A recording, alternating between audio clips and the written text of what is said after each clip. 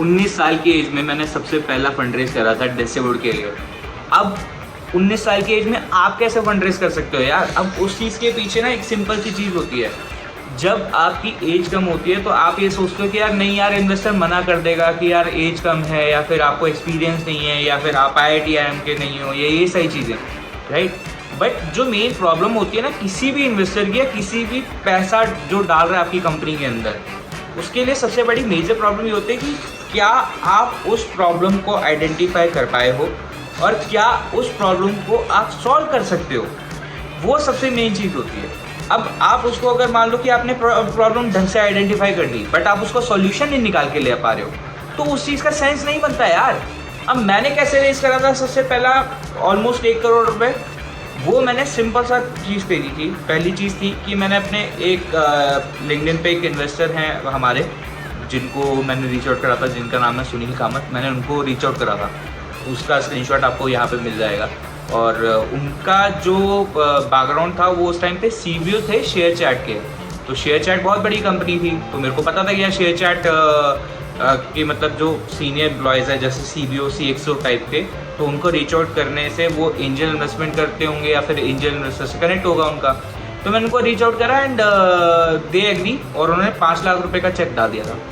तो अब 19 साल की एज में जब आपको ये चीज़ दिखती है ना कि यार कोई बंदा एक कॉल पे, एक वीडियो कॉल के ऊपर 5 लाख रुपए डाल रहा है, तो आपको थोड़ा सा ना वो फील होता है कि यार क्या हमें इतनी बढ़िया बात है कि हम किसी इन्वेस्टर से 5 लाख रुपए, 10 लाख रुपए, 1 करोड़ रुपए निकाल के ला पा रहे हैं। वो सबसे मेन चीज़ होती है। अब उसकी बेसिस पे जब आपके दिमाग में वो ट्रस्ट बनना शुरू हो गया ना कि यार हाँ मैं पैसा और इन्वेस्टर से लेके आ सकता हूँ और अपनी कंपनी को बड़ा कर सकता हूँ, तब आप और इन्वेस्टर्स को पिच करना शुरू करते हो। और बट जो सबसे बड़ी डिफिकल्टी थी मेरे लिए उस टाइम पे जब मैंने सुनील सर को पिच करा था, मैं ऑलरेडी 100 इन्वेस्टर्स को ऑलरेडी पिच कर चुका था, उनका रिप्लाई ही नहीं आया। अब जब 100 लोगों का रिप्लाई ना आए और आपको एक बंदे का रिप्लाई आ जाए, तो आप एक चीज़ देखते हो कि यार भाई कुछ तो हम बढ़िया कर रहे हैं, है ना। अब दूसरी जो चीज़ थी वो ये थी कि यार मेरे को ना हर अर्ली स्टेज फाउंडर का ये लगता है कि यार वैल्यूएशन वैल्यूएशन वैल्यूएशन वैल्यूएशन। अरे भैया वैल्यूएशन नहीं होती है। वैल्यूएशन अगर आप देखोगे, वैल्यूएशन हमारी अप टू द मार्क नहीं है, या हमारी वैल्यूएशन मतलब 20 करोड़ 30 करोड़ की वैल्यूएशन नहीं है। इस चीज़ का सेंस नहीं बनता भाई। जब तुम 19-20 साल के होते हो और तुम्हें पैसा चाहिए होता है, तो तुम वैल्यूएशन के ऊपर नहीं जाते हो। आपको सिंपल सी चीज़ करनी पड़ती है यार कि भाई मेरे को कोई इन्वेस्टर ट्रस्ट कर रहा है ना, मेरे लिए वो बहुत बड़ी चीज़ है। आप ये चीज़ मत करो कि यार मेरे को 50 करोड़ की वैल्यूएशन चाहिए, मेरे को 100 करोड़ की वैल्यूएशन चाहिए।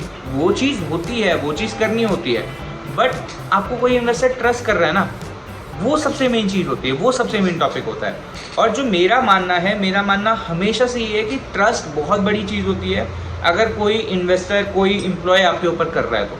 ठीक है, अब चलो ठीक है, मैंने 100 लोगों को रीच आउट करा और मैंने ऑलमोस्ट उस राउंड में 30 लाख रुपए उठाए थे। अब 30 लाख रुपए उठाने के बाद हम लोगों ने प्रोडक्ट बनाया, प्रोडक्ट को डेवलप करा, वहाँ से हम लोगों ने सेल्स वगैरह शुरू करी, और उसके बाद हम लोगों ने 1 करोड़ 60 लाख रुपए उठाया। अब वो जो चीज़ थी वो भी मतलब ऑलमोस्ट 20 साल की एज में मैंने, आप ये समझ लो कि 20 साल की एज तक मैंने 2 करोड़ रुपए उठा लिए थे।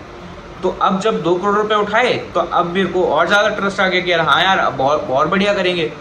बट उसके बाद प्रॉब्लम शुरू होती है। उसके बाद हमें बहुत सारी चीज़ें ऐसी होती हैं कि हम लोगों को लगता है कि यार हम ही बेस्ट हैं। तो और मेरे को तो मतलब मेरा तो गाना भी फेवरेट वही था, आई एम द बेस्ट, जो शाहरुख खान का है।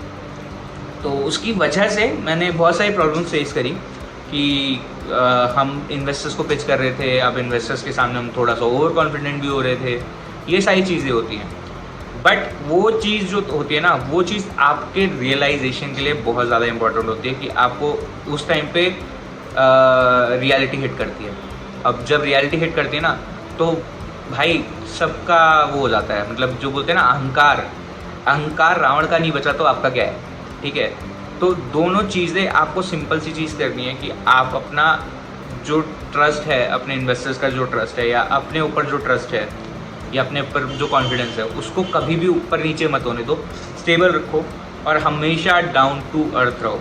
अगर आपने डाउन टू अर्थ की सीढ़ी छोड़ी तो आपको पैसा नहीं मिलने वाला भाई।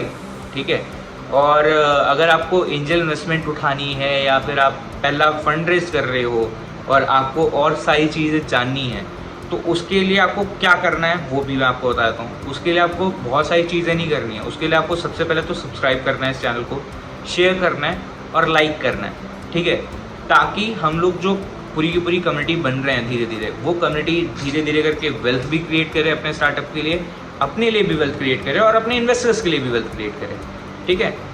और आगे हम लोग और चीज़ें डिस्कस करने वाला हूँ जो कि मेरे साथ हुई थी जब मैंने पहला फंड रेस करा था, ठीक है। तो ये सारी चीज़ें हम लोग आने वाले टॉपिक्स, आने वाली वीडियोस के अंदर डिस्कस करेंगे।